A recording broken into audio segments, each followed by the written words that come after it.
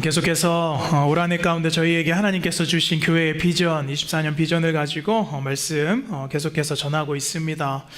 24년 표어 다시 한번 우리가 한 번 더 외치고요, 우리가 말씀 나누도록 하겠습니다. 똑같은 방법으로 한번 해보겠습니다. 마음 열린, 문이 열린, 아직도 마음도 안 여시고 입도 안 여시는 분들이 계시는데 다시 한번 하겠습니다. 마음 열린, 문이 열린, 할렐루야.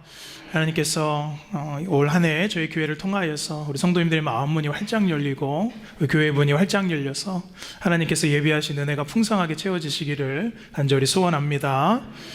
지난주까지 저희가 두 번에 거쳐서 첫 번째죠, 마음 열린 성도. 마음 열린 성도는 어떤 성도인가에 대해서 나누었습니다. 먼저 마음 열린 성도란 하나님께 마음을 연 성도다, 하나님께 마음이 열린 성도다라고 말씀을 나누었고요. 지난주 설교에는 이제 우리가 각 지체에게 또 공동체 서로에게 넓어진 마음을 가져야 하는 성도다라고 설교를 했습니다.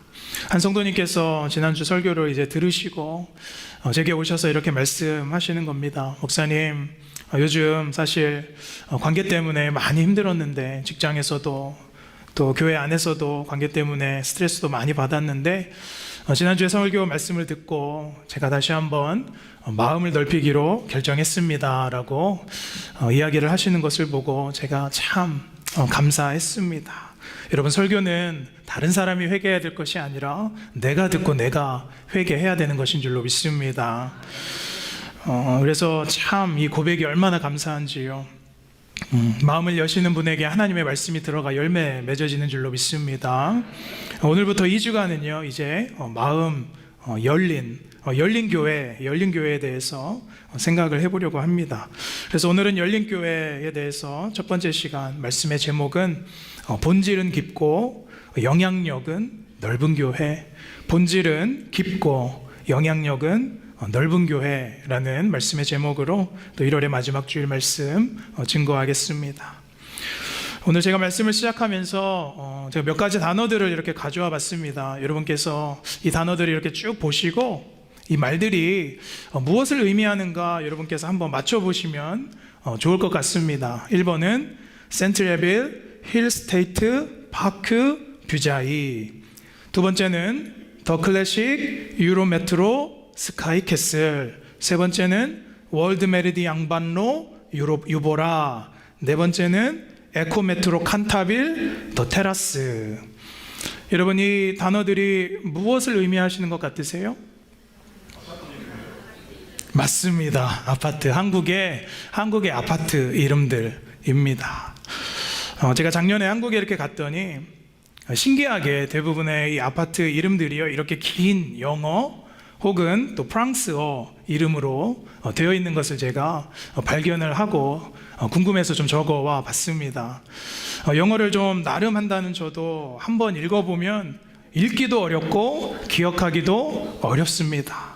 그래서 제가 한국에 있는 지인에게 물어봤어요. 아니, 왜 이렇게 아파트 이름이 길고 어렵냐 그랬더니 다 이유가 있다는 거예요. 첫 번째는 시어머니가 집을 못 찾아오도록 이렇게 이름을 길게, 시어머니가 아파트 이름을 못 외우도록 이렇게 이름을 어렵게 진다는 것입니다. 근데 사실은 두 번째 이유라는 것이죠. 두 번째는 이렇게 어렵고 길게 짓는 이유가 영어나 이 프랑스 말이 훨씬 더 고급스럽다는 것이죠, 한국말보다. 그러면 집값도 올라가고 분양도 잘 되고 입주자들이 좋아한다는 거예요. 근데 여러분, 저는 이것을 보면서 한국 참 아파트 멋지다, 세련됐네, 고급스럽네 라고 제가 생각했을까요? 아니죠. 전 어쩌면 반대로 생각했어요. 이것은 어쩌면 이 시대의 천박성을 나타내는 것이다 라는 생각을 해보았습니다. 그러니까 사람들에게 우리가 보여주고 또 드러나는 것에 취해서 또 허세로 또 위장하고 있다라는 생각이 제 안에 들었습니다. 여러분, 미술 용어에 보면 키치라는 말이 있습니다. 여러분 생소하실 거예요.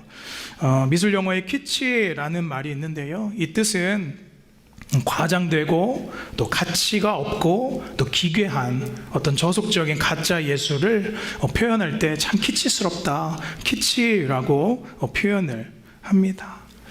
근데 여러분, 세상뿐만일까요?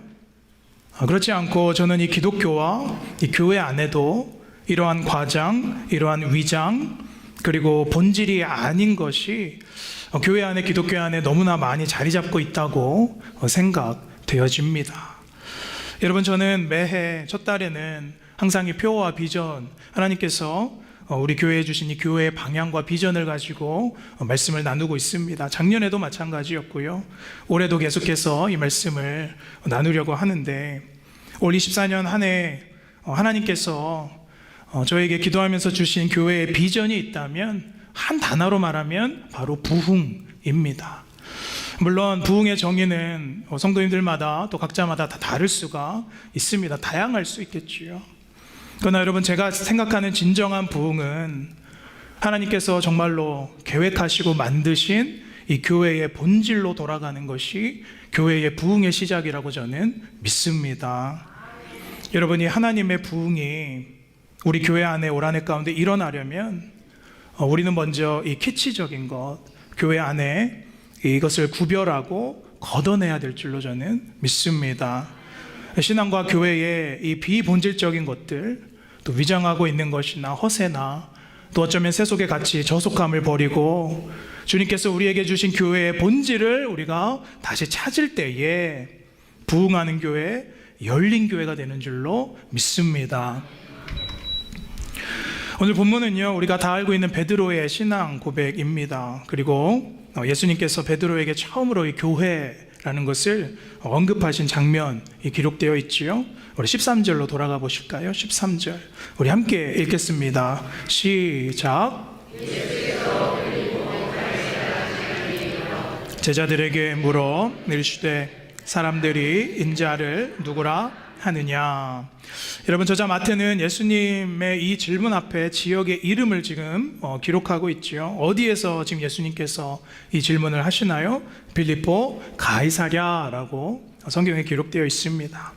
그러니까 빌립보라는 지역 이름 앞에 이 가이사랴라는 말이 단어가 붙어 있지요. 당시 로마의 황제 이 가이사 티베리우스가 이제 자신을 숭배하는 도시로 이 도시를 만들기 위해서 자기 이름을 그 앞에 붙였습니다. 그래서 가이사랴 빌립보다라고 이름을 하였다는 것이죠.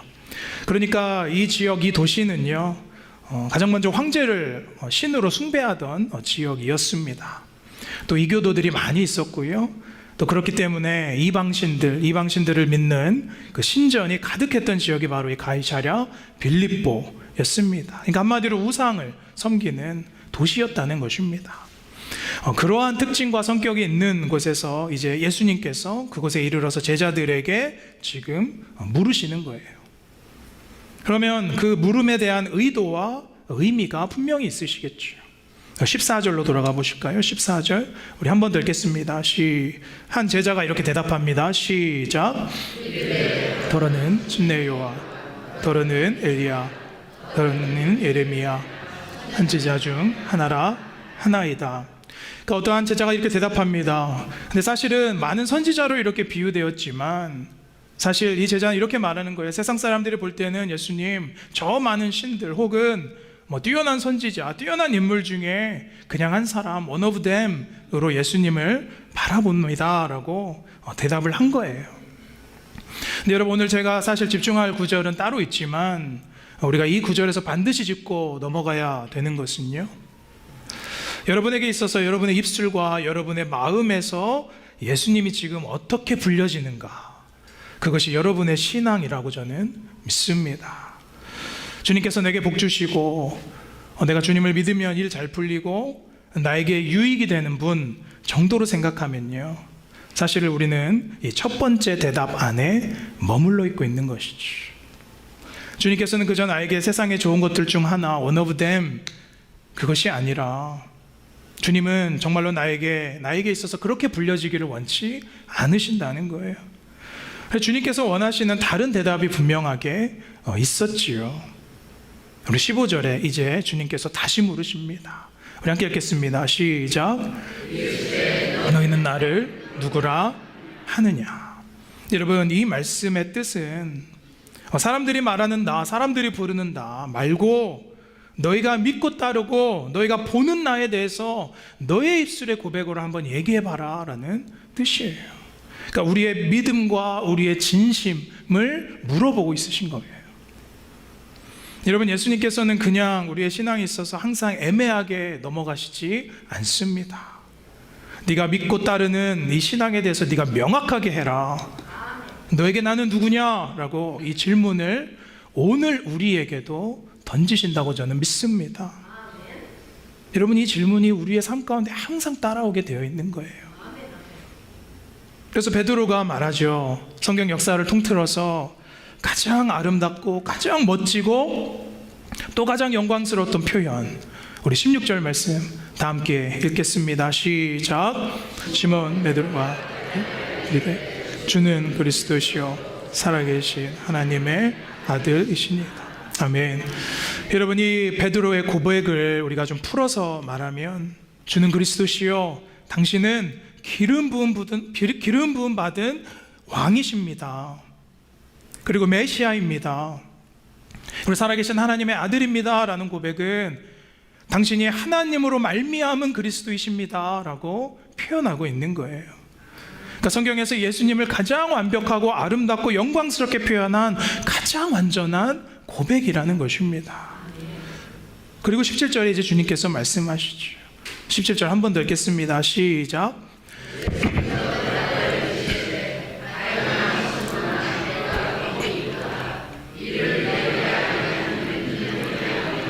하늘에 계신 내 아버지 신이라. 여러분, 예수님의 이 말 뜻은요, 이것은 베드로 너의 개인의 고백이 아니다 라는 거예요.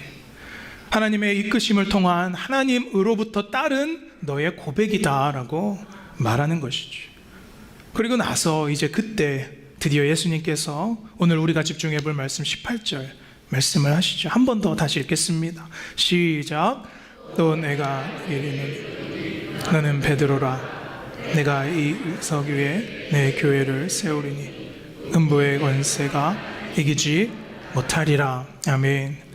여러분, 이 말씀을 이렇게 쭉 읽어보시면 우리가 좀 명확하게 해야 될 부분이 있습니다. 그것은 베드로의 이름이 게바, 반석이라는 것이죠. 그래서 이 반석 위에 교회를 세우시겠다라는 이 예수님의 뜻은요, 사실은 베드로라는 이름 위에, 베드로라는 그 인격 위에 교회를 세우시겠다라는 뜻이 아니에요. 반석 위에 교회를 세우시겠다라는 뜻은 베드로, 네가 지금 하나님의 성령에 의해서 고백한 주는 그리스도이십니다 라는 이 고백이라는 기초 위에, 이 반석 위에 내가 나의 교회를 세우시겠다라고 말씀하고 있는 거예요. 그래서 여기서 이 반석이라는 뜻은 페트로스라는 단어인데요, 구약에서는 항상 여호와 하나님을 상징하는 단어입니다. 그 신약에서는 고린도전서 10장 4절에 보시면, 4절 후반절에 보시면 그 반석은 뭐라고 나와 있어요? 곧 그리스도시라. 정리해보면 예수님께서 가이사 빌립보에 이제 이르셔서 제자들에게 이제 물으십니다. 세상 많은 사람들은 나를 선지자라 부르고 또 많은 신들 one of them 그렇게 나를 말하는데 너희가 믿고 따르는 나를 한번 네가 고백해봐라. 그때 하나님의 인도하심으로 베드로가 주는 그리스도이십니다 라고 고백을 하지요.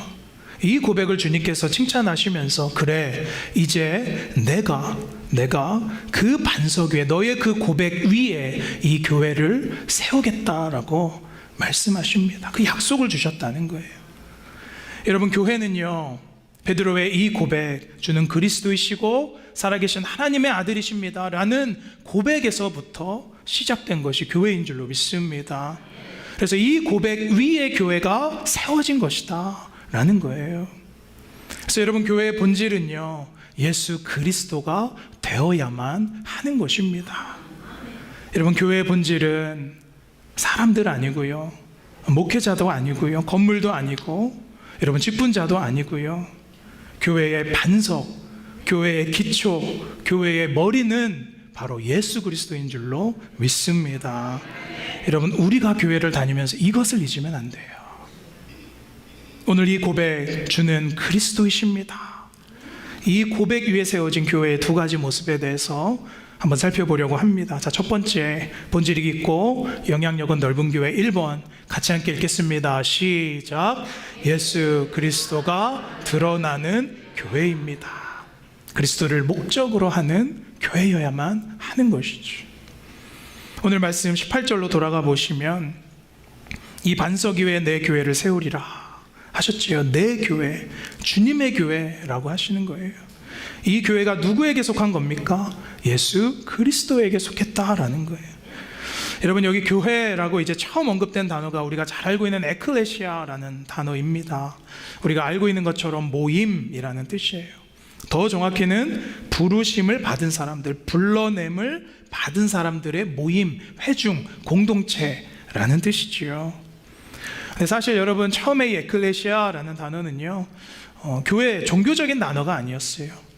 이 단어가 사실은 처음에는 언제 쓰였냐면 사람들이 어떤 일을 해결하기 위해서 자체적으로 이제 모였던 공적인 모임을 바로 에클레시아라고 했고요.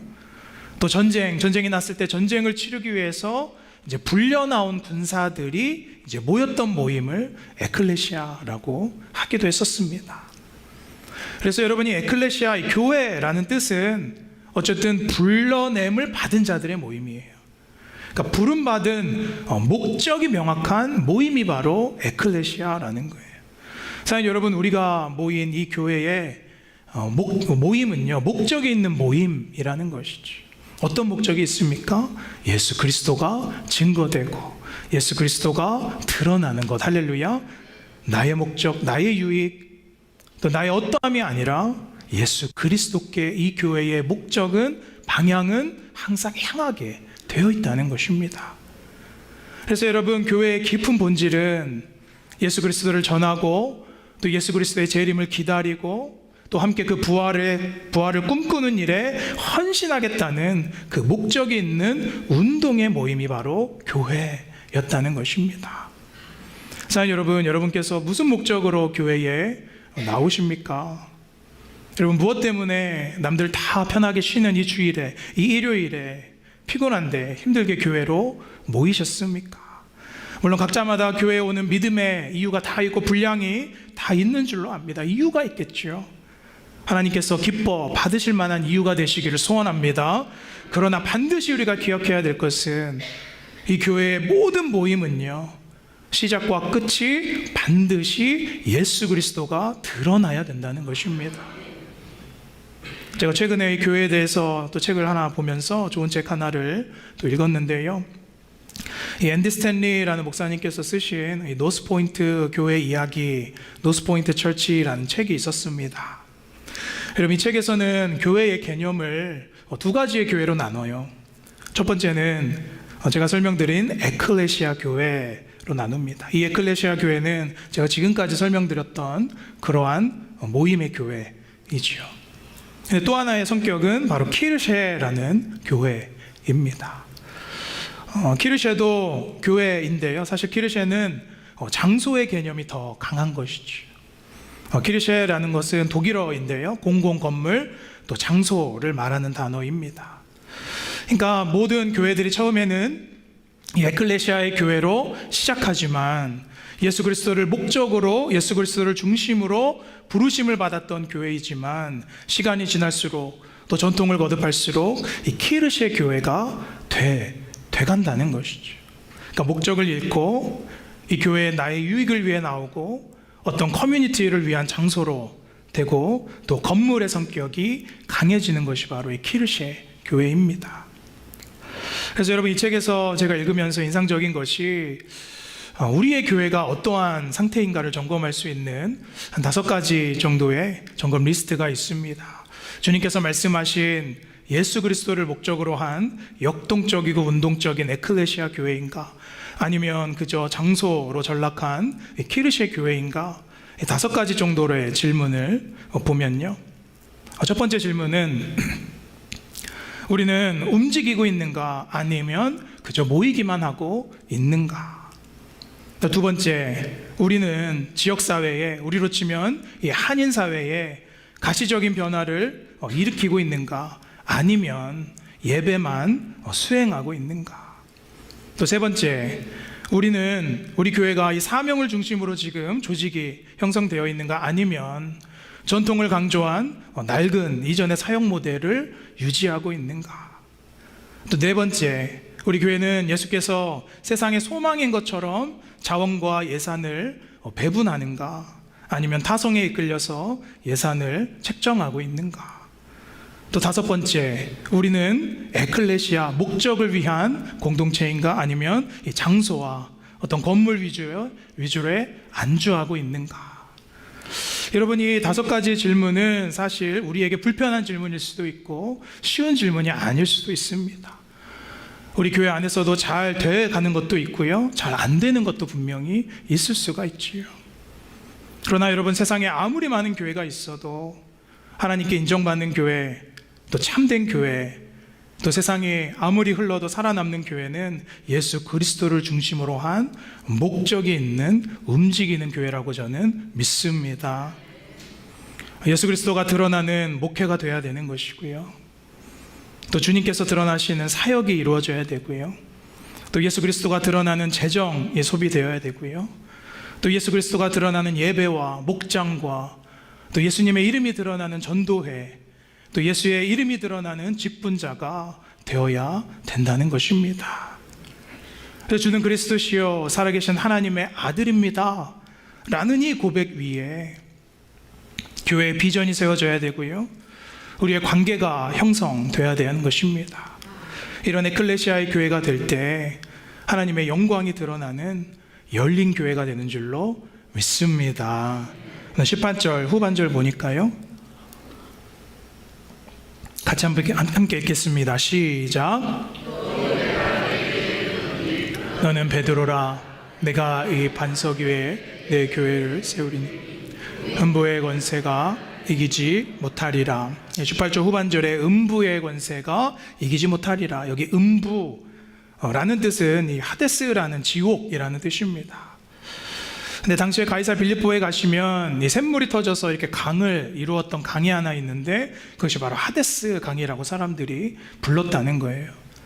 그 강은 이승에서 저승으로 이렇게 연결해주는 통로다라고 사람들이 믿던 미신적인 요소가 있던 그 세상의 풍조가 있었다는 것입니다.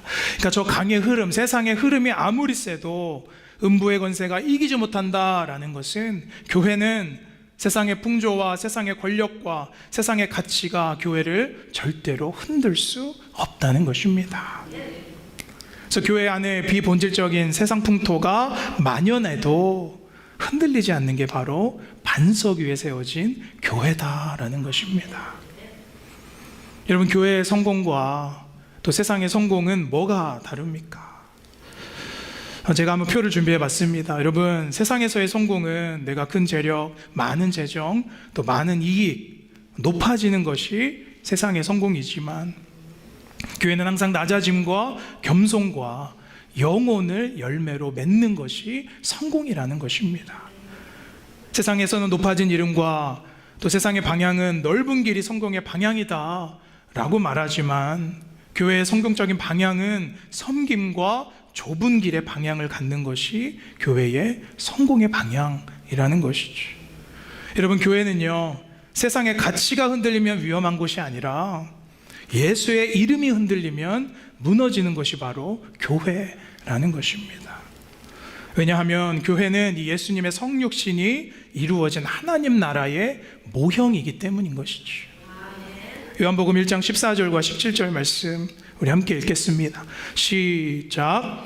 말씀이 육신이 되어 우리 가운데 거하심에 우리가 그의 영광을 보니 아버지의 독생자의 영광이요 은혜와 진리가 충만하더라. 17절. 율법은 모세로 말미암아 주어진 것이요 은혜와 진리는 예수 그리스도로 말미암아 온 것이라. 아멘. 사랑하는 여러분, 우리 교회 안에 이 은혜와 진리가 충만하지 않으면 우리는 키르시에로 남을 수밖에 없는 것이지. 내 말 안에, 나의 언어 안에, 또 나의 목장 모임 안에, 또 직분 안에, 또 나의 행함 안에 이 은혜와 진리가 충만해야 될 것입니다. 저는 저희 교회가 이 예수님의 성육신이 나타나는 본질이 깊은 에클레시아의 교회 되기를 간절히 축원합니다. 자, 두 번째, 본질은 깊고 영향력은 넓은 교회. 두 번째 함께 읽겠습니다. 시작. 천국문을 열고 기다리는 교회입니다. 누구를 향해서요? 영혼을 향해서 열린 교회가 되어야 한다. 19절에 함께 읽겠습니다. 시작. 내가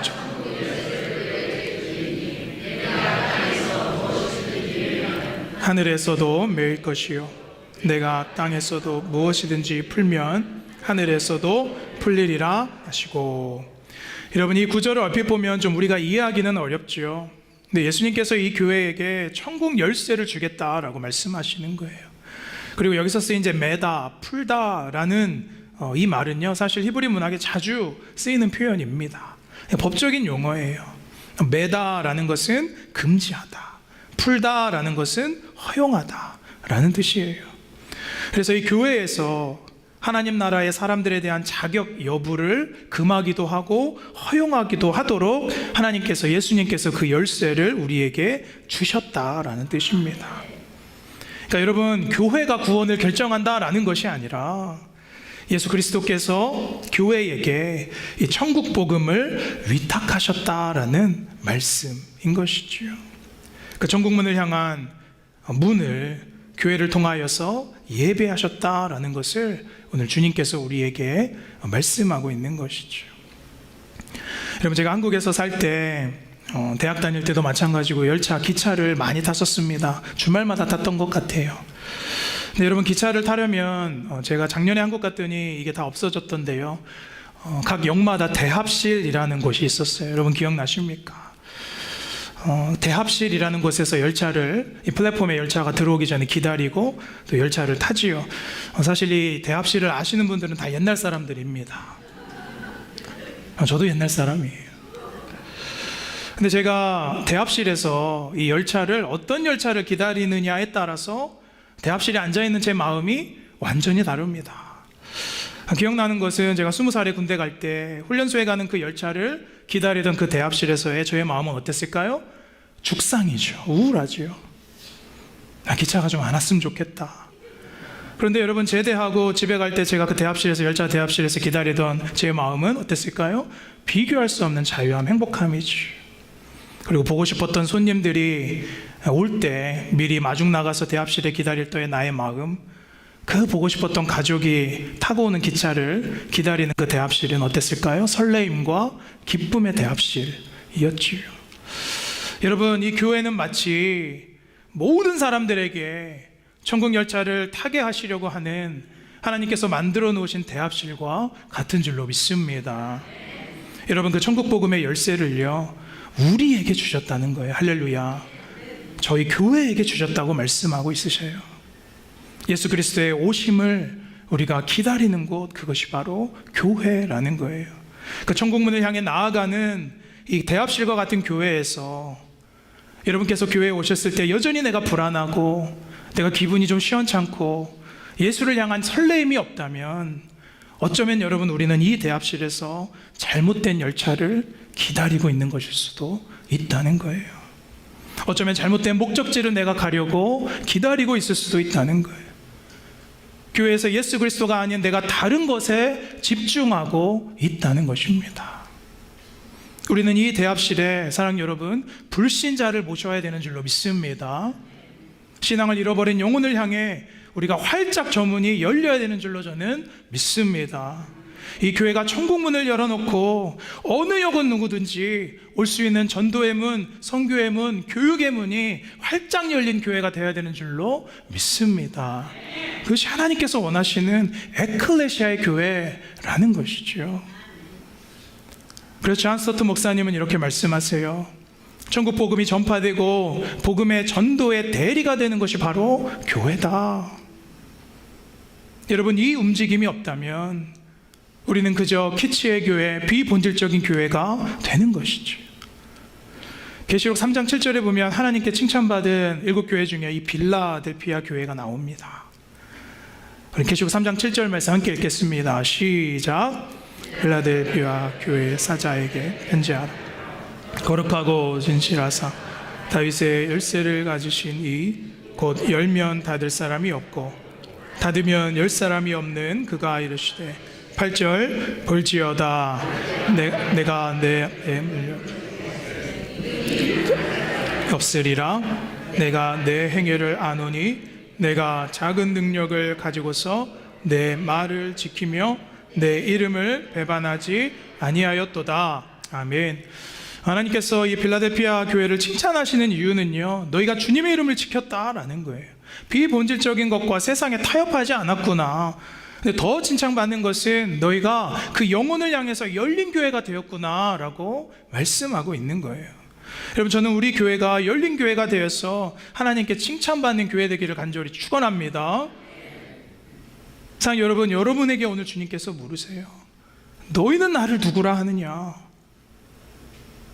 이것은 그냥 너의 믿음이 무엇이냐라고 끝나는 질문이 아니에요. 그 고백을 반석 삼아서 지어진 것이 우리 교회인데 이 교회가 너에게는 어떤 의미이냐라고 묻고 있으신 거예요. 그리고 결국 이 말씀을 하시기 위해서 예수님께서 마태복음 16장을 끌어가시지요. 마태복음 16장 24절 다 함께 읽겠습니다. 시작. 제자들에게 이르시되 누구든지 나를 따라오려거든 자기를 부인하고 자기 십자가를 지고 나를 따를 것이니라. 여러분, 교회의 능력은, 교회의 영향력은 내가 드러나는 것이 아니라 내가 철저히 죽는 것에 있다는 것입니다. 말씀을 정리하면서 제가 지지난주에 저희 교회에 오셔서 이렇게 설교하셨던 우리 영로 목사님과 잠시 교제할 수 있는 시간 가졌습니다.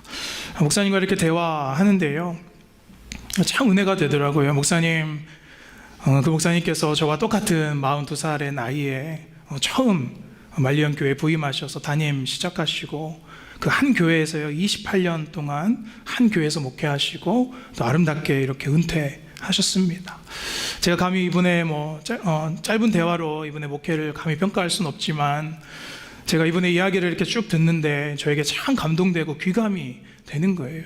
근데 그것은 무엇보다 여러분, 서울에서 28년 동안 교회 크게 건축하시고 성전도 다 빚 갚으시고 봉헌하시고 또 중형교회로 이렇게 성장시키시고 하시면 사실은 내세울만 하지요.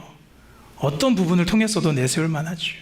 그런데 이분께서 항상 말씀하실 때 그 모든 사역 또 지난 것들을요 내 공로로 여기지 않으시고 또 후임 목회자 세우시고 또 자신을 철저히 비우시고 또 없어지시기로 결정하는 그 마음을 보면서 여러분, 제 마음이 뜨거워지는 거예요. 내 목회를 향한 야망과 내 비전으로 뜨거워지는 것이 아니라 반석 위의 교회를 세우기 위해서 내가 더 내려놓고 더 낮은 모습으로 섬기고 싶다 라는 그 뜨거운 마음이 제 안에 일어나는 것이죠. 그리고 저도 빨리 은퇴하고 싶었습니다. 여러분, 주님을 반석 위에 놓으면 그 예수 그리스도의 이름 위에 저와 여러분은 없는 거예요. 나는 없고 그리스도만 드러나는 것이 바로 교회라는 것이죠. 사도 바울이 고백하죠. 고린도전서 15장 10절에 그러나 내가 나된 것은 하나님의 은혜로 된 것이니 내게 주신 그의 은혜가 헛되지 아니하여 내가 모든 사도보다 더 많이 수고하였으나 내가 한 것이 아니요 오직 나와 함께 하신 하나님의 무엇이다? 은혜로라. 여러분, 사도 바울만큼 전도 많이 하고 교회 많이 세운 사람이 어디 있습니까? 빌립보 교회, 에베소 교회, 데살로니가 교회, 여러분 바울보다 더 교회를 위해서 수고하고 헌신한 사람 이 자리에 있으면 누가 있겠습니까? 그러나 바울이 그 은혜가 헛되지 않기 위해서 끝까지 발버둥 치는 것은 무엇입니까? 그것은 나의 공로를 지우는 것이에요. 나의 이름을 지우는 것이에요. 예수 그리스도의 이름 위에 그 어떠한 것도 올려놓지 않는 것, 그것이 바로 하나님의 은혜다라고 말하고 있다는 것입니다. 여러분, 제가 꿈꾸는 교회의 성공은요, 우리 교회 성도님들 다 잘 되고 또 우리 교회 성도님들 자녀들 더 잘 되고 질병 다 치유받고 그런 것도 너무나도 꿈꾸고 항상 기도하지만 정말 제가 바라는 우리 교회의 성공은 이 교회 안에서 주는 그리스도시요 살아계신 하나님의 아들입니다. 그 예수 그리스도를 주인으로 모시는 그 단 한 사람, 단 한 영혼을 우리가 만들어낼 수 있다면 그것이 목회의 성공이고 교회의 성공인 줄로 저는 믿습니다. 오늘 이 베드로의 이 고백 위에 그 이름의 반석 위에 세워진 이 교회를 향해서 우리가 열릴지어다, 문이 열릴지어다, 우리가 함께 기도하면서 본질은 깊고 천국 복음의 영향력은 넓은 교회, 그런 교회가 되시기를 간절히 축원합니다.